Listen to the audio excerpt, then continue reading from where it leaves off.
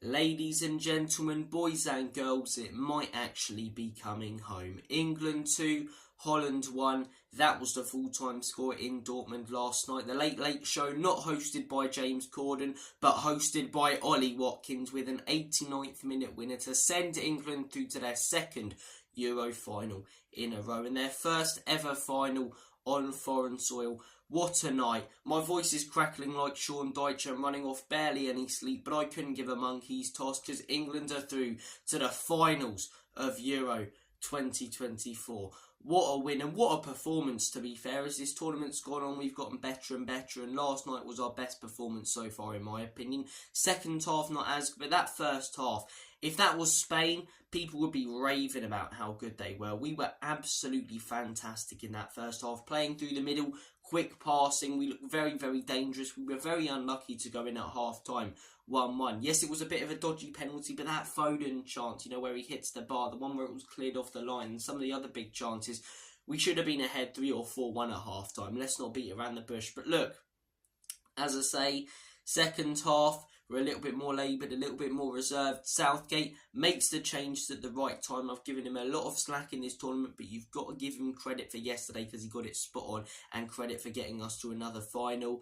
And the two changes, as I say, Ollie Watkins and Cole Palmer link up absolutely brilliantly to give England the win. And I'll say it again because I love saying it, to get England to another Euro final, to the Euro 2024 final in Germany. And you just get that feeling genuinely that it is actually coming home.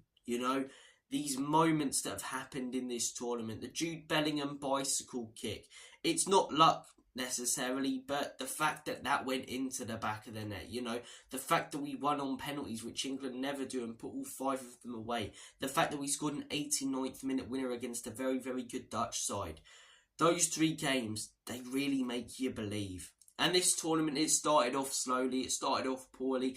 Everyone on Southgate, including me, the football was absolutely horrendous, especially in the group stages.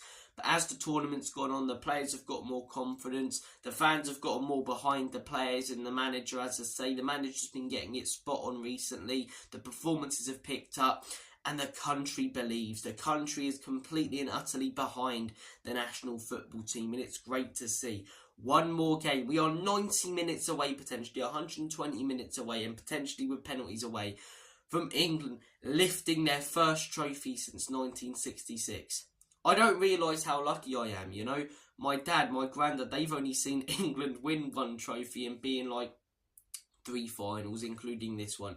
I'm going to see 2 of those finals, and I've only been watching England for roughly 10 to, 12 years.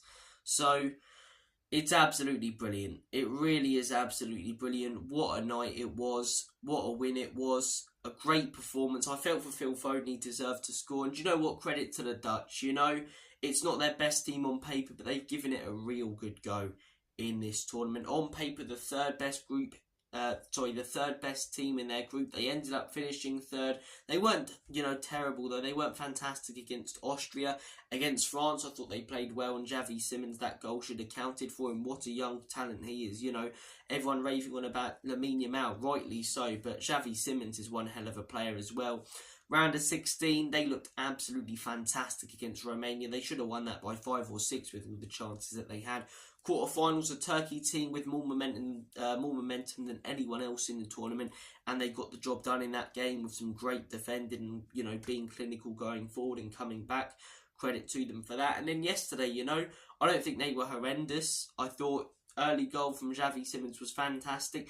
Rest of the first half, England played them off the park, but that wasn't because Netherlands were terrible. I genuinely think that was because of how good we were, and because, as I say, they come at us a little bit, because they opened up against us, which no team has really done against us this tournament.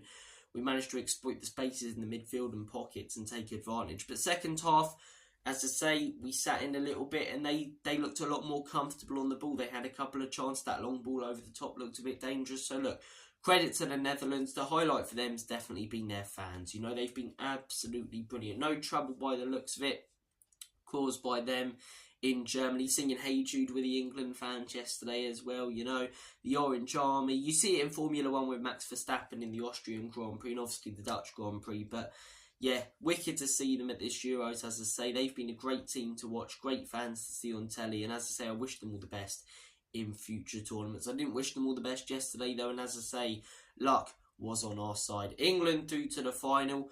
On paper, you'd have to favour Spain.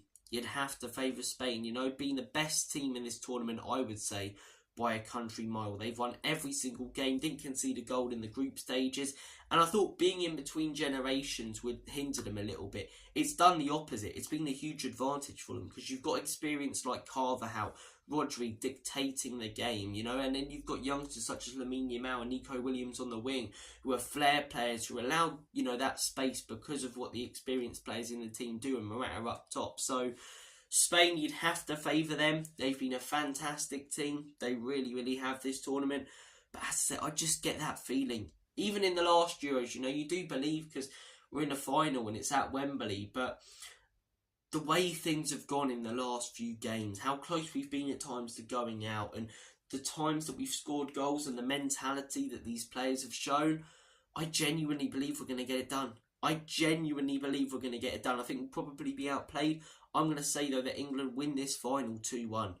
I'm going to say England win it 2-1 in extra time with a late winner because we've got so much quality. And so have Spain, right? So have Spain. And they play better football than us. They do.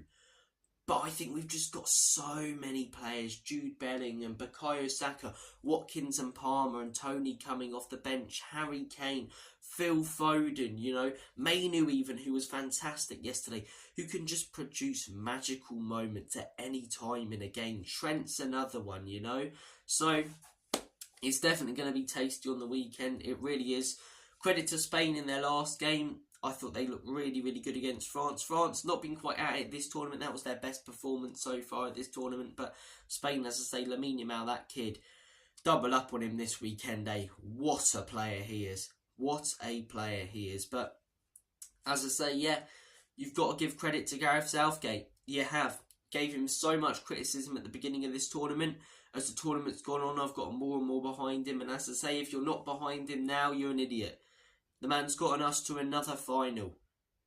And people can say, oh, you're flip-flopping, you're changing your opinions. Yes, because international tournaments do that. At the group stages, when we were drawing 0-0 with Slovenia and knocking it side to side to side to side to side every single minute, it was boring and everyone was against him. But of course, when he gets us to, you know, a second final and, you know, gets us to a third semi-final, I'll be behind the guy. And if we don't win the final, as I say, of course it'll be frustrating. Of course it'll be gutting. But you've got to give him credit because on paper, he's done better than any other England manager over the last, you know, donkey's years, 50 to 60 years. So England through to another final. I cannot wait for it this weekend.